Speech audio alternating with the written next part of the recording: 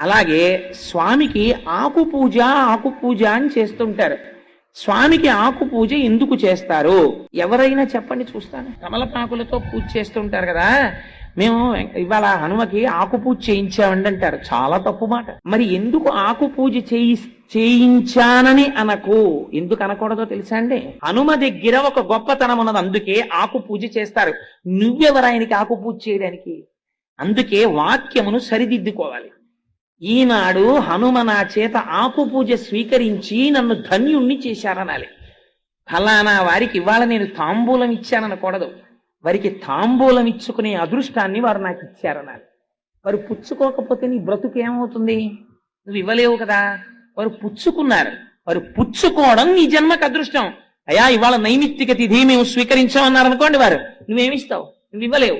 వారు అనుగ్రహం ప్రసరించిందనుకో, నిన్ను ధరించాలని వారు అనుకున్నారనుకో, నువ్వు ఇచ్చిన తాంబూలం వారు స్వీకరించి ఇవాళ వారు ఆశీర్వచనం చేశారనుకో, అది నీ యందు నిలబడిపోతుంది.